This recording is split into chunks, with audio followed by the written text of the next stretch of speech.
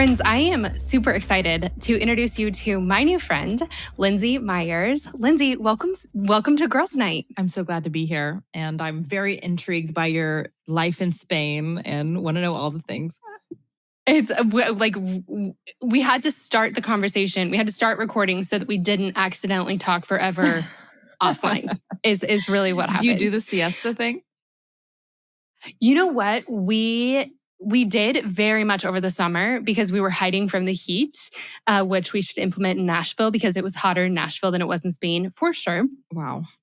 So yeah, we like hid from the heat over the summer, kind of in the afternoon. We don't really, when my kids come home from school, they're pretty wrecked. And so we just kind of hang out at home. We don't do a whole lot in the afternoons usually. But this summer we took siesta a lot more seriously. But everything closes. It's crazy. Yeah, like shops and stuff, you cannot go to shops. I one time made the mistake of promising my kids we could go to the toy store, and we didn't get there until 3, and it's closed from like 3 to 5 or 3 to 6 or something. And so yeah, it was closed. I was like, I'm so life sorry. lesson, kids. Seriously. Sometimes it's closed. All right, let's go find something else. Well, Lindsey, I want to know, for women who haven't gotten to meet you yet, tell us who you are, what you do, and a fun fact about yourself. Love it. I'm Lindsey Myers. I started a company, Created Colorful, that does color analysis virtually. So we tell you what colors look best on your skin tone and features. And we also do blogs. We'll like categorize, target by color palette to help you find things that you're going to look great in. Oh, that's awesome. That's awesome. Okay, tell me where are you? Tell us like just a little bit more about you, and then I want to hear a fun fact. I feel like it's going to be kind of fun, for sure. Not to set you up for failure, but I think it'll be. I think you'll be surprised. Okay. So I am married. I have 2 kids that are elementary age, and I live in New York City. I'm from North Carolina. We moved up here a couple years ago, so it's been a wild little adventure. Sold the cars, the whole deal. And my fun fact is that I used to work at a pig farm for a summer. And I was a vet intern at that time, but one of my favorite things had to be like opening a barn full of all the baby pigs. So there'd be like 10 mothers, 100 baby pigs, and they all turn their little heads to look at you at the same time. I had on a jumpsuit that was like head to toe covered. Like I even had to like put on their own granny panties when I came in so that I didn't infect anything or bring anything from the outside. And I would clean the cages sometimes and sing Celine Dion by myself at the top of my lungs for the pigs. And, I helped deliver some breech baby pigs with some long gloves. So it's a whole different world. That is so fantastic. That is, yes. I wish that yourself in that moment could see yourself living in New York City, working with women on style and fashion and all the things. You never know. You never know. You never know. Well, I'm super excited to talk to you about this. We've never had anyone talk about color analysis on the show, which I'm like, how is that a thing? But it's something that crossed my path growing up because my mom had her colors done like back in the day. And she every once in a while would bring them out and show me like, okay, well, so you're navy blue, not black, because we're the same, because I think we have sort of the same skin color and hair color. And so she just would tell me like, this isn't your color, but this is because I had my colors done like, in the 80s or something like that. You're ahead of your time. And I'm like, okay, whatever. But then also, like, I truly don't buy black things because I'm like, well, I'm a navy, not a black. So it wasn't until like earlier this year, I was actually wearing this dress, which is funny. I didn't mean to do that, but I was wearing this dress, and I hopped on a FaceTime with my friend Carly, who has like explored the whole world of colors, and she goes, "Stephanie, what are you wearing?" And I'm like, a red dress that I rented. Like, I don't know. And she's like, that is one of your colors. And I just genuinely did not think that it would be that big of a deal until I put on this red dress. And now I'm like, I feel fantastic in this red dress. I never buy red. So how good does it feel having something like that in your back pocket? Like, oh, I have like a special brunch I'm going to, like I have the red dress. I have the red So dress. nice. I hate buying things like day of or day before or something. I feel like I always make bad decisions. So yeah, having something that you feel good in. Yeah, so Carly started it all. I wore this red dress. She freaked out on FaceTime. I thought, what in the world? Like, was my mom on to something? And now here we are. So tell us how you like came upon color analysis and how you created Colorful. I'm excited to hear. Yeah. So it's very linked to my own journey of motherhood. So I found out about color analysis when I was 6 months postpartum with my second child. And that was a transition that really took it out of me. Like, I'm starting to think that I might have ADHD, and the navigating like two kids needing things at once. I mean, you have twins, so you know. So that was really hard. And wardrobe wise, I was wearing the same gray nursing tank or black nursing tank and gray sweatpants every day, like literally the same exact pair from the floor with the stains. That's like the level of like self-care I was at. And this was 6 months in. It wasn't like this super duper early, which I know it's 6 is still early, but anyway, that's where I was with fashion. And some of my friends in the group chat had just had their colors done by somebody. I was like, what is colors? What are you guys talking about? And it became my little special interest that I would research every night before bed. I was like, well, I hope black's my color because like 90% of my wardrobe was black. And like a quick Google was like, redheads are almost never winters, which is what black is flattered by. So then I just kind of like, okay, well, what is it? So there was a lot of late night searching. I mean, thousands of hours, like all the hours I would already be up, like having a hard time falling asleep, were now dedicated to nothing but color analysis. And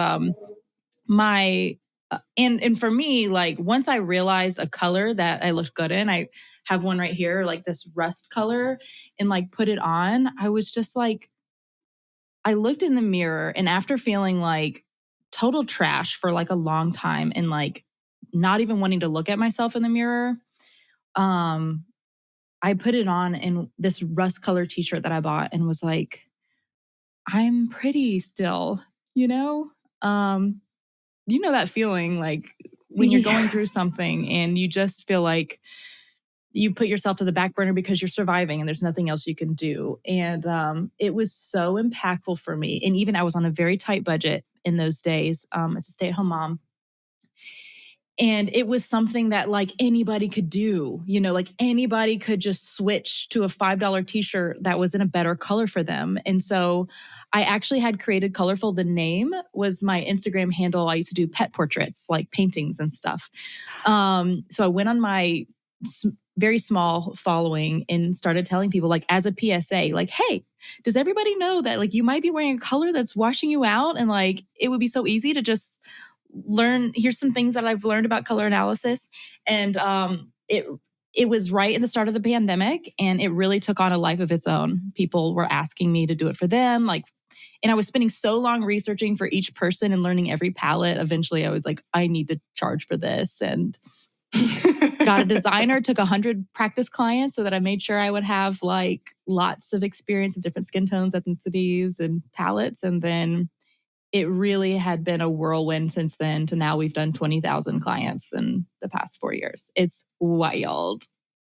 Oh my gosh. Do you have a team working with you? Please tell me that you're not doing that by yourself. Yeah, for sure. I had my first contractor hire was like, you know, several months in. And then I got a shout out from a friend who had a bigger platform. And it was like we sold 150 of them in one day. And I was like teaching her color analysis. We were calling each other till midnight. It was like, it started like, you know, in our homes. And then, yeah, we have 25 contractors and 3 full-time and 1 part-time employee now. Oh my gosh. That's, you know, I talk to women a lot who are wondering, you know, we talk a lot about decisions and transitions here on the show. And, you know, one of the giant questions that we're all asking basically our whole lives is like, what am I supposed to be doing with my life? Like, what am I made for? Do I have any special gifts that the world needs from me? You know, where's my place? And also, what would I enjoy doing. You know, you're at work so much of the day and you have to do it, you know, for most of us. I want to use that time well. So I talk to women who are like, you know, I'm really passionate about this, but that couldn't possibly be what I'm supposed to do. And I feel like your story is such a powerful one, because if you're doing something for fun, if you're up until midnight or way after researching something, like that is not normal. It is not normal for someone to be looking up that particular. It's not common, I guess. It's normal, but it's not common. Like not everyone is Googling that at all hours of the night. And so the fact that the fact that you could go all the way down that rabbit hole and stay there forever means something. I think. You're bringing up something. Well, one, like these like ADHD tangents. Like, okay, if you're another ADHD girly and you have something that you just got to research forever, like you can like maybe parlay it into something that can make you money. But I have a business coach who helps me so much, and something she reminds me of often, and I'm an Enneagram 6, so this is something that I've had to learn. It's not intuitive, is to follow the energy. Meaning, like, what is the thing that you naturally want to do and everything else is keeping you back from it? You have all these other obligations, but here's what I want to do if I had my own spare 5 hours. And I think it's exactly what you're saying.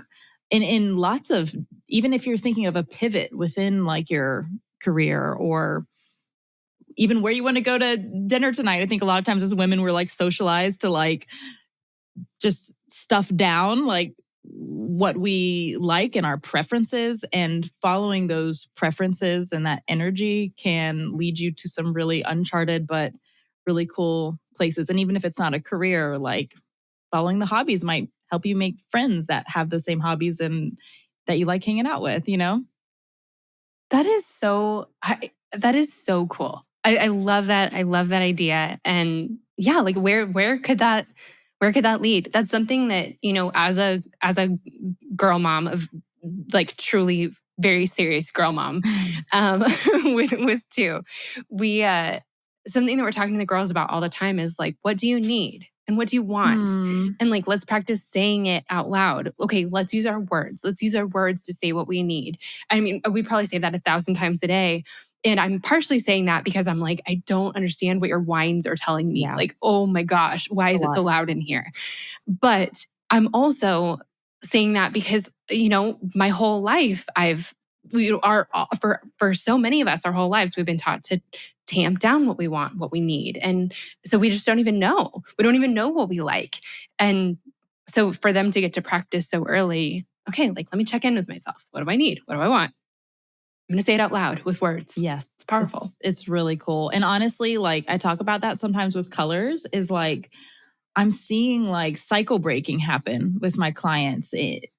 There's lots of ways to have transformation in your life. Like, I'm not going to act like colors is the thing that by itself like can transform things, but it is an entry point to tuning back in to what makes you special and different, in rethinking how you've always done things. And something that I've seen is with clients who maybe their mom always like spoke negatively about her body, or like when getting dressed was an exercise in, oh, this doesn't fit, I don't like this, and like picking and prodding.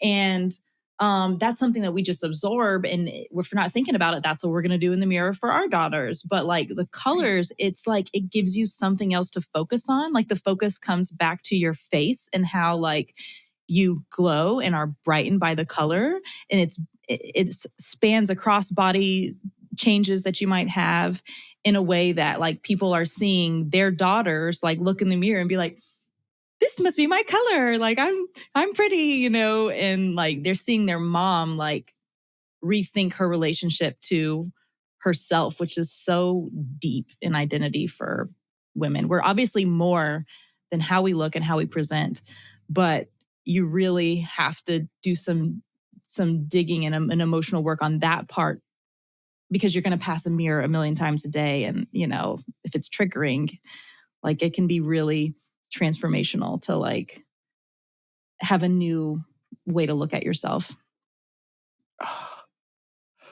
Whoa. This is so cool. This is so cool. The other thing about it that's so fun is that, you know, I think we all have different relationships with clothes. And that could be because of our size or because the way we grew up or because of, life changes, like having babies or, different our abilities changing. A lot of times, one of the variables that we're talking about with clothes is the size of them.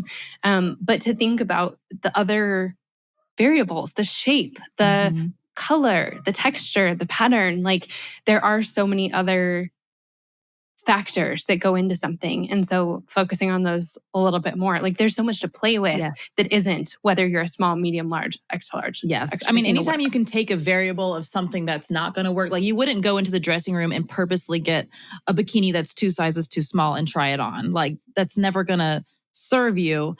And well, in the same with like certain colors that really wash you out. It's like if it doesn't even enter the dressing room, that's one less battle we have to fight in shopping, which is already hard. And if you get things that are already in your colors, then if the size is off, it still doesn't look as awful feeling, as like some things could that were in a color that was working against you. I mean, I also have like this Love Your Closet audio course side note where I like have a whole chapter on like understanding what size clothes to get and how to kind of like do some work around that.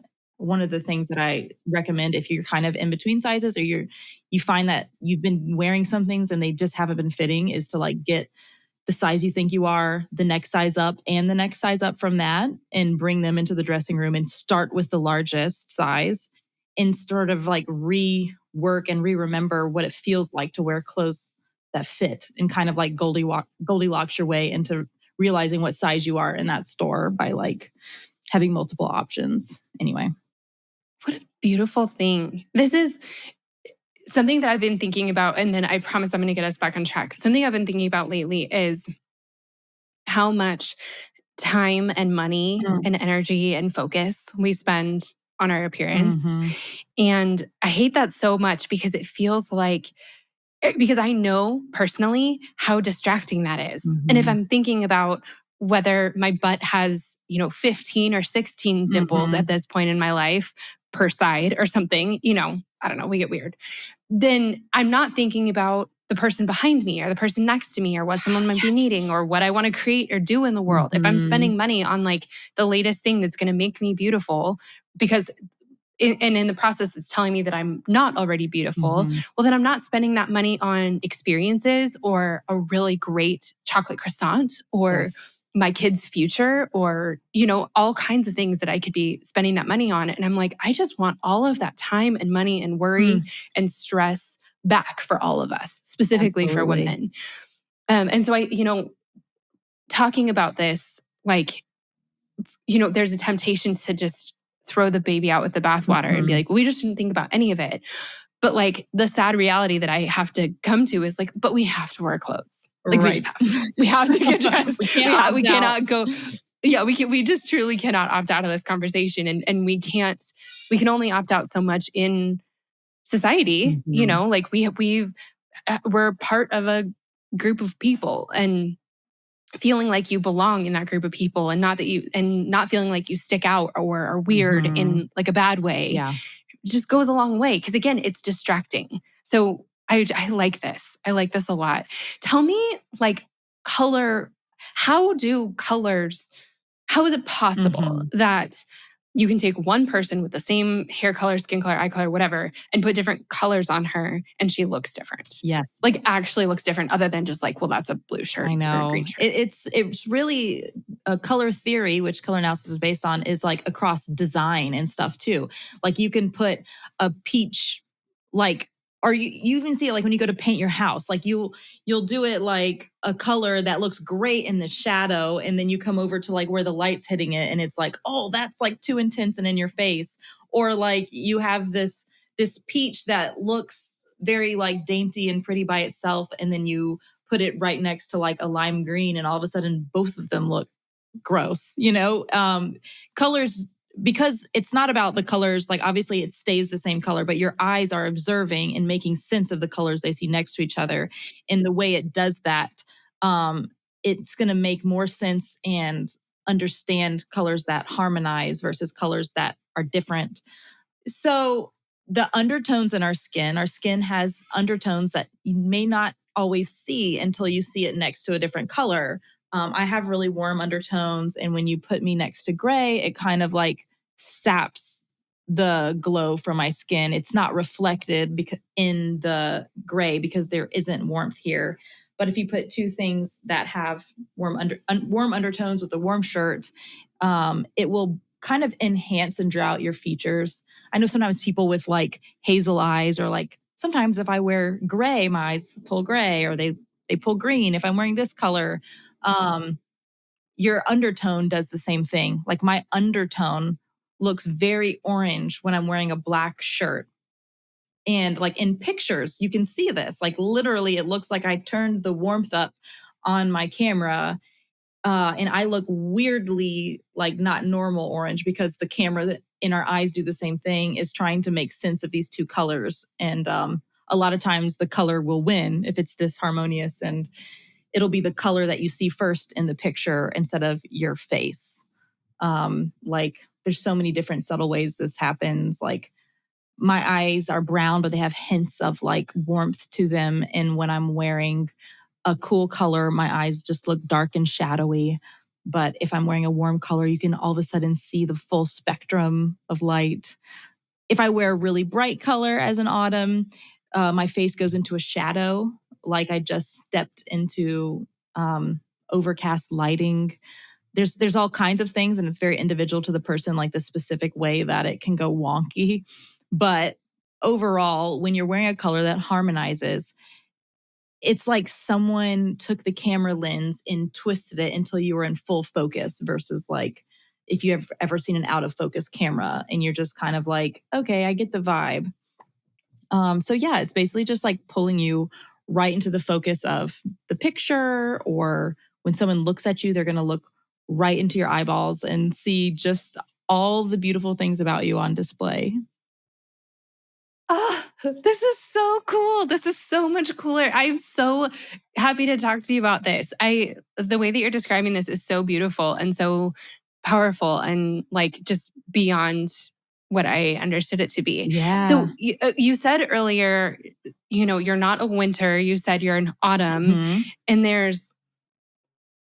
I don't even know the language. Like Mhm. I know that my friend Carly has said is it deep winter or There's happy winter, 12. or I can't remember what the descriptor is. Yeah, there's different systems. People will call it differently, but like the palettes we use are similar to like a lot of them. And there's 3 sub palettes for every overall season. So there's clear winter, cool winter, and deep winter. All winters do well in relatively bold, bright, and cool colors. Clear winters are neutral cool, and they're flattered by like almost the neon electric colors. Um, and then cool winters are the iciest cool tones like true red and berry pink and emerald. And deep winters go for they're most flattered by the darkest shades in the winter palette. So like wine and forest green. So it's like there's where you are on the spectrum of all the colors. I'm not going to say it's like arbitrary distinctions, but we divided them into 12. And for some people, even we'll tell you, you're right on the border between deep winter and cool winter. You pull off a lot of the shades, anywhere from medium to deep colors. And you specifically are, because of your green eyes, can pull off even more greens than that. So like our analysis is very thorough in that way, that we just take you as an individual person and are like, here's our 5 favorite colors from your closet, because we have you send in selfies draped in colors from your closet. And like, here's the extra colors you can pull off outside of your palette and the whole deal. So I'm a warm autumn, which means that, and I have red hair and brown eyes and freckles and earthy colors like rust, olive green, marigold, like a poppy red, I can do brick red, are all great colors on me. And I'm looking at my clothing rack right now, and the worst colors on me are like super cool or super dusty colors. Like you do not want to see me in like a dusty blue or like lavender. It's like I look like The Walking Dead. Like it's wild. Can you like, do you have like just off the top of my head, I feel like you are a blank. For Or you? is it like, for me, yeah, I'm so curious. I have no idea. Like not even, I'm guessing probably not winter. Yeah. Are you a natural blonde? I You am a seem natural like a blonde. natural blonde. I am a natural blonde. So basically, really the undertones tell us, because I've seen people who look like you, like very similar in features, be any of the springs. So light spring, warm spring, clear spring. I've seen them be cool summer, light summer, possibly soft summer. I'm not picking up on as much mutedness in your features, but I'd have to see how they react to the different colors. And possibly soft autumn. I can pretty much guarantee you're not a winter, but if the colors showed me that, I can be proven wrong. And that's something we always go in.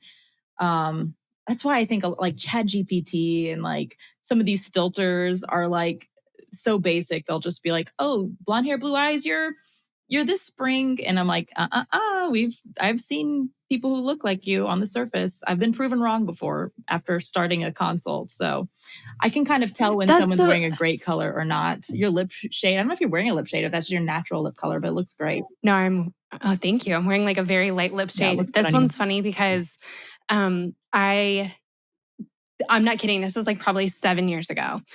I think somehow a Maybelline lipstick ended up in my bag, in my makeup bag. I think I was with my friends. We were, putting makeup on or something. This was a while ago, but like not, a bazillion years ago. So we're getting ready for something. Somehow, I don't even know whose it was. It ended up in my bag. I'm like, well, what is it? Okay, well, I guess I'll just like try it. And I put it on and I was like, I love this. And so I wore it and wore it and wore it and then went online. And like, they don't sell it in stores. And there weren't that many left truly on Amazon. And so I bought like a ton of them. Yeah. And I've been wearing them ever since. They're probably so expired. Nobody tell me. I'm not judging. Nobody tell me. No. Yeah, we're girls around here. Some scientist is like, wait, but it's dangerous. But no, I know. I completely feel you. When you find something that works, it's like, and I think that's how people start developing like a signature, which I think is very fun. Like, if you have like your signature lip color that people come to know you as, I think the differences are like part of the fun of self-expression. And I think something that's freeing about knowing your colors, well, I guess to some people it might be scary, but to others it might be freeing, is if you see like an influencer like, hey, everybody buy this exact thing that I'm wearing, you start to realize, wait, I love that on you. Doesn't mean I'm going to love it on me. That can be your thing and I can have my thing.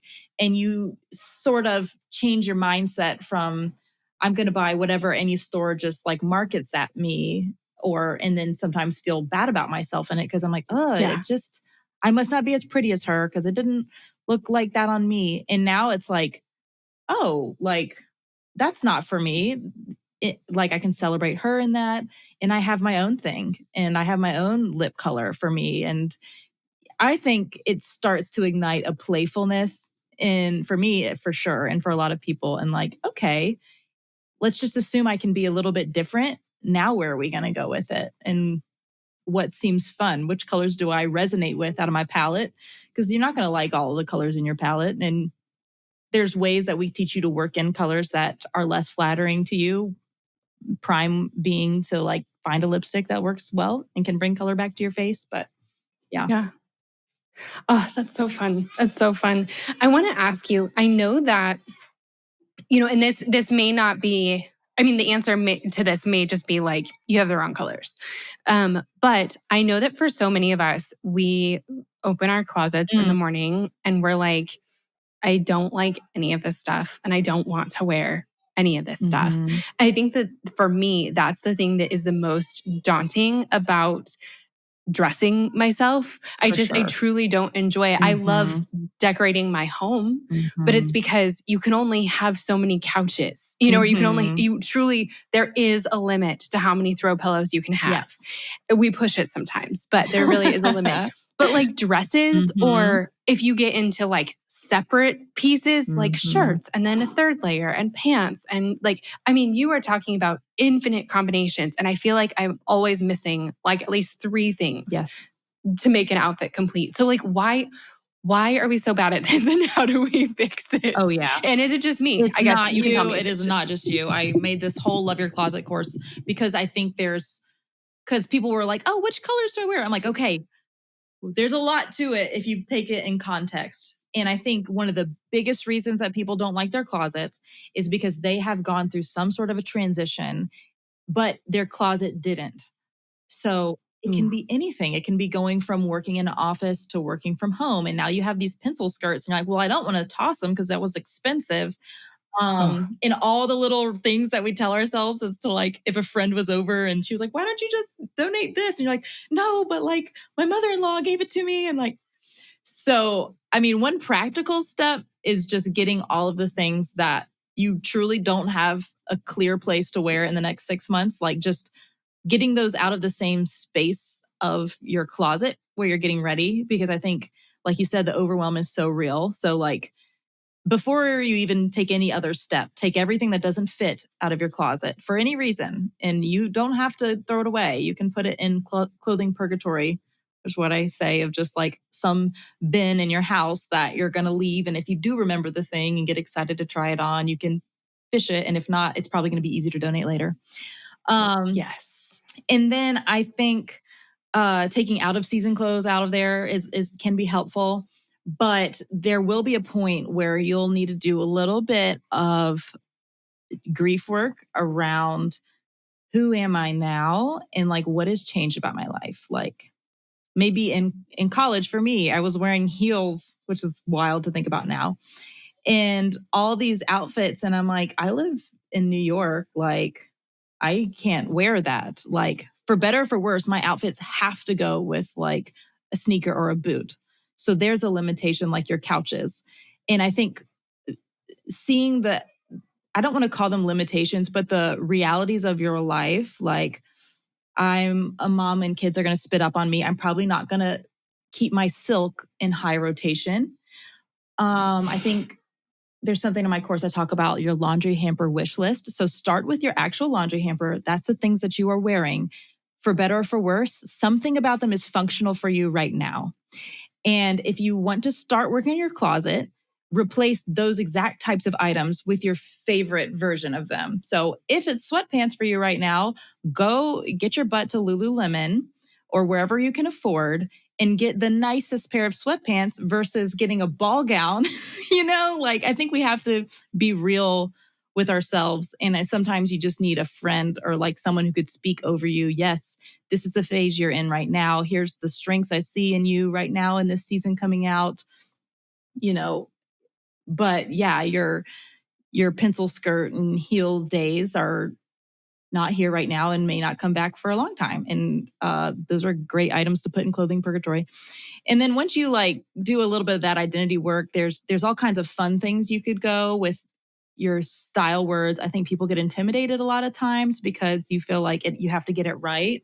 But I'd say just start collecting one at a time and get yourself a collection of however many you want. For me, I've realized from things I don't like that I like edgy, bold, flirty, and feminine pieces. So the more of those kinds of traits that a piece has, the more I'm going to like it. And like my shirt right now is kind of like edgy and bold. I thrifted it and it's got these like roses like sewn on. It probably sounds ridiculous. It's orange, but it feels like me. And whenever I put on like a very classic, something that you would wear at a country club, I look in the mirror and it feels like I'm in a costume. It doesn't feel like me. So I think you can. And again, it's hard to show up in the world like that. Like it's hard to show up in the world and like truly be yourself and do all the things that we need to do in any given day when you're wearing a costume. Yes. Like it's just hard. Yeah, because you're going to be pulling at it. Everybody's worn something to an event that was like, oh crap, I just have to wear this thing. And it's like, oh, like I wish I was wearing anything but this. And that's, there's a lot to learn from from the outfits that you put on and you just hate. Like I would take a picture of it and think about it later and be like, what do I exactly hate about this? You know, like, is it the neckline? Is it the silhouette? Is it how stiff the fabric is or flowy? And I don't think it's something that you're going to learn overnight. Like I've been working on it pretty hard because it's kind of like my full-time job doing content like for the past like 3 years, and it's still changing for me. But if you can free yourself to like follow the energy, and like if you're bold and willing to like go wherever it leads, you might find yourself on a little snowball journey of finding one great outfit you love and then letting it branch out. I mean, I have a lot of tips, but I feel like I talk a lot. Starting with a new season, like starting with like 3 pieces you're most excited to wear, and just say you have like a top that's so cute, but you don't know what to wear it with. Try it on with every bottom in your closet that fits.